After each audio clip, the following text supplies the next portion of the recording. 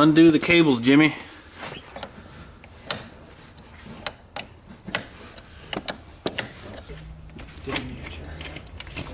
There we go. Yeah, Jesse scared him. Go for it. Don't show people where you live. You're gonna have. It's like Christmas. You're gonna have women showing up at your house, Jesse.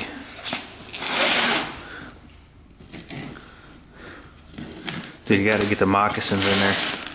Dude, mugs. Best things I ever bought. Mugs and jugs. Wow, they wrap these things pretty good. Oh, is that peanuts? I hope not. Oh, okay, good. Woo! Oh, they got them all assembled. Look at them hot babes. Look at these joints. Joints for days.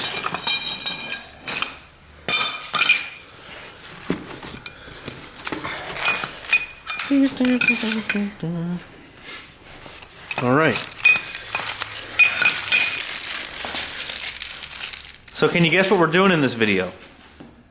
Okay, tell the people what we got here. Here's some... I can't. What? You need to go have another drink? I do. I really do. For any of this. Alright guys, so obviously as you can tell, we have a very busy weekend with truck stuff going on, but we're going to start out with doing track bars on Jesse's Mega Cab. In case people don't know who I am, I want to... People know who you are, man! I'm normally the creepy guy in the background. Yeah, he's the creeper in the background waving. So we're just going to show you the brackets real quick and why we went with this specific kit versus trying to piece it together individually. A lot of people have been asking what track bars are on Andrew's truck, on my truck, and this is the same kit that we used.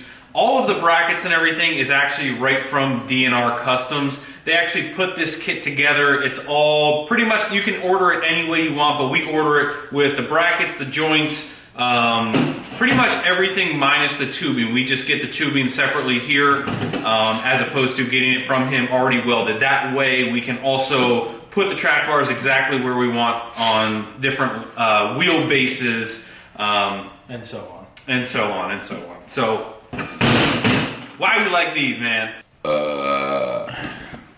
I had to. So let's start with the frame brackets. These are really nice because these actually, I'm shaking the camera. So these frame brackets are really nice. Are you shaking it? Are you?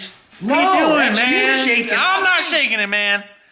All right, so these frame brackets are actually really nice. I'm a big fan of these because you can actually weld this entire surface and then down here, I'm not showing you guys very well, but this basically, here's your frame. This basically puts it right up against it so you can weld all around it and utilizes these nice beefy joints here. Now I'm shaking it like this, like so. Maybe I'll show you guys my truck in the morning. This is the night before we get started. We're just trying to get this little chit chat out of the way here and then we're gonna start doing it in the morning. So the rear axle brackets, got DNR's nice logo engraved in them. 4-inch axle tube brackets, really good length. They don't hang down super low. Come with the hardware and then utilize these rebuildable joints in the back, which is nice. And when you buy the kit, they obviously come with the inserts for the DOM tubing. All you got to do is just weld that to that. Greasable. Greasable, like the man says. Always need some lube. So there's plenty of other sites that make traction bars. Flight Fabrication, Longhorn Fab. I mean, a lot of people build traction bars. You can really go kind of cheap and kind of to the moon. This kit with buying it this way definitely isn't like the cheapest option, but it's a one-click purchase and you get everything you need minus the tubing. And with doing that and buying the tubing separate, it really puts you kind of like maybe about mid-range with really top quality parts. This is definitely not the cheapest way to buy it, but it does make things a lot easier doing it like this. I don't know if that made any sense. Does that make any sense? I was paying attention.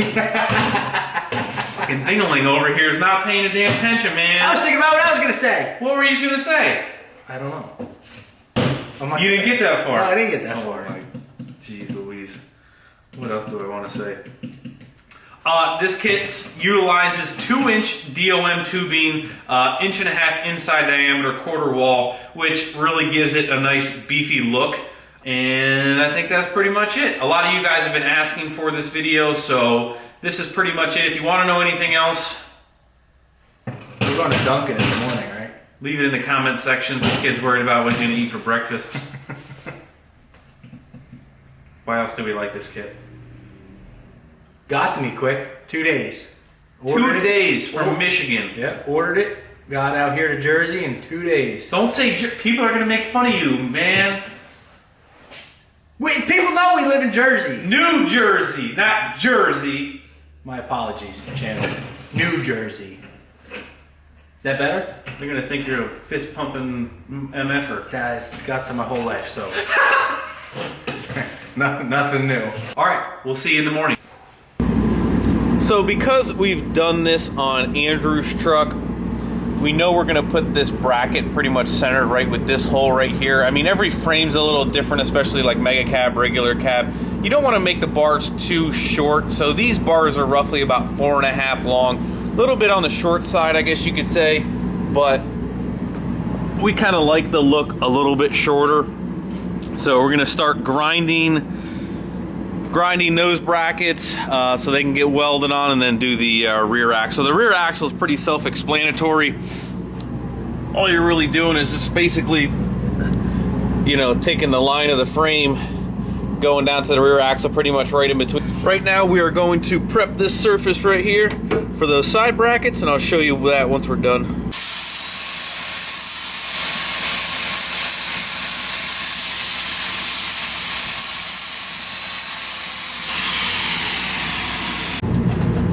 You gotta wiggle it. You gotta wiggle the donkey tip. Jesse likes his tips like he likes his women.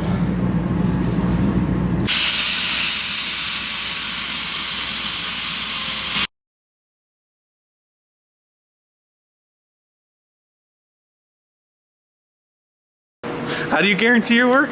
Guarantee my work to make it to that point. After they're not on, You're shit out of luck. after they're reach 173, they're on their own. Thank you. All right, guys, not much of a transition from the last time we spoke, but everything is pretty much done.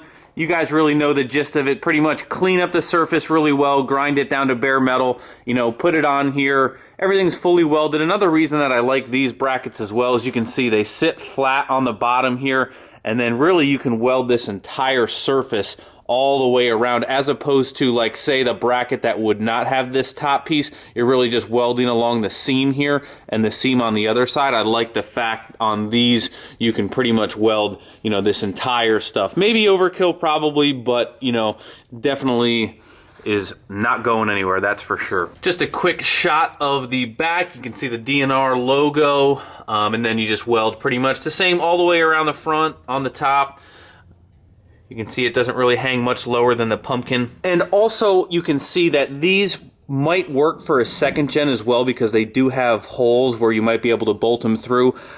There is a debate on bolt-on versus weld-on. I am just a personal fan of weld-on ones. It looks cleaner. I don't really like the bolt-through ones, especially on these common rail frames. They're completely tubed. You'd have to drill through like both sides or up. On a second gen, you have more of a C-channel frame.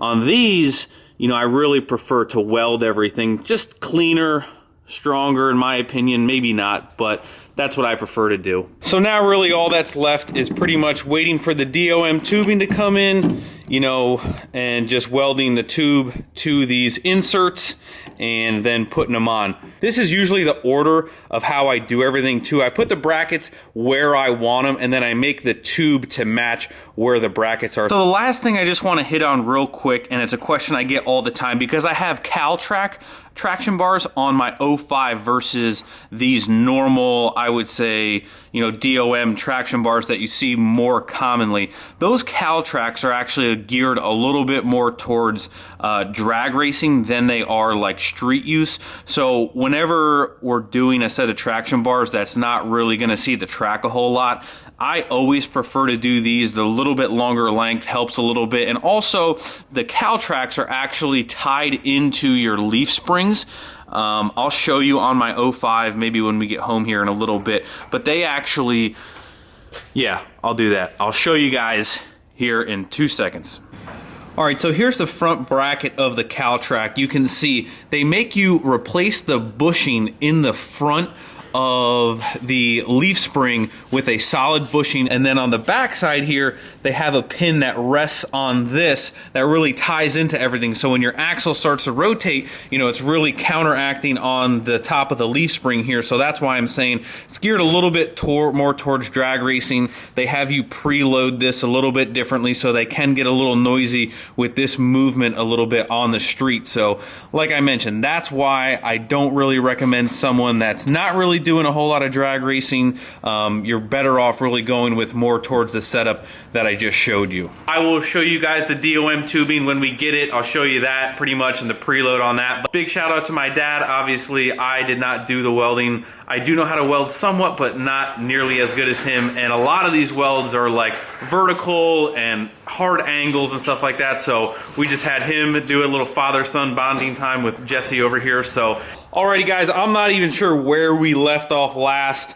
This is a couple days after the last clip probably. So I showed you guys these before. These are the welding pieces I mentioned before that Jesse didn't have his tubing, which we do now have. So I'm going to show you exactly the process to get that mocked up and cut down to length before you weld these inserts in. Put these both in, leave some adjustment, slide the one end of the tubing in there so it's acting like it's in place, hold it up like it would be mounted with this in. See how much overlap you have, you know, mark it, that way you can cut the end of this off, and then we're just gonna weld these in and then we're pretty much done. Hopefully that made some sense. It's not exactly rocket science.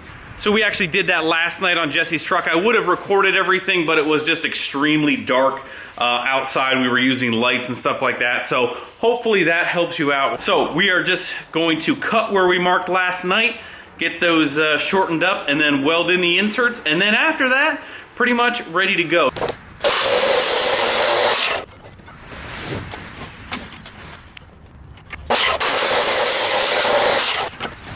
Alrighty guys, and there is basically almost the finished product. Everything is all welded up. All the inserts are welded in. Ready to go. Like I said, welded them with the inserts in. You just gotta watch how hot you get these. These do have rubber in here, but I always weld them with them threaded in there slightly. Make sure they move freely after you're done welding, as the heat might tweak some of that a little bit. Big thanks to you, Pop. Thank you very much. Really, the next step that we're gonna be doing is really just powder coating these.